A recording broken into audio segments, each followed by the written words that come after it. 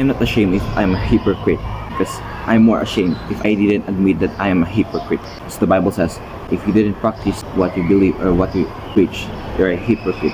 And if you didn't admit that you're a sinner, you're a hypocrite and you're a liar. And I'm not ashamed if I'm a sinner, because I'm ashamed if I didn't call myself a sinner. I am ashamed if I didn't accept that I am a sinner. I'm ashamed if I didn't acknowledge, accept, and recognize that I have sinned. Sometimes, and most of the times, we face that to keep on sin because we are sinner.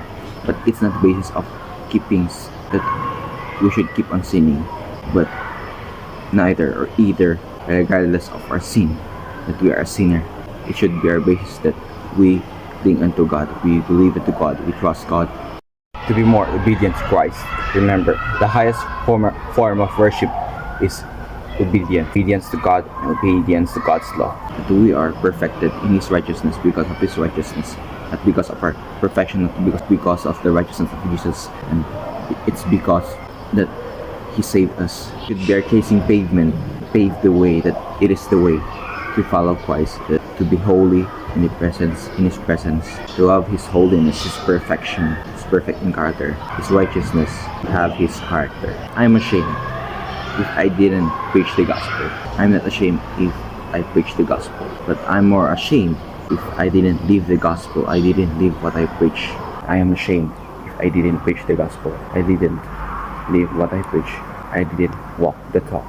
That's why it's important to radiate, to preach in yourself first, so that it will naturally and normally radiate unto others, not by force. I'm not ashamed if I live in the presence of Christ, if I live what I preach, and I am more ashamed I didn't follow Christ. I'm not ashamed if I follow Christ.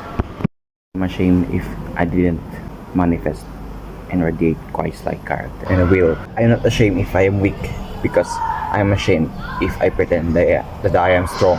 But remember, if we are weak, God's strength is made perfect and seen. When we are weak, God is strong. I am not ashamed if I'm not perfect.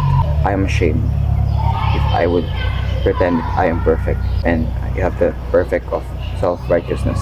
Remember, we all need God's perfection, His character, His righteousness, and His robe of righteousness and His glory.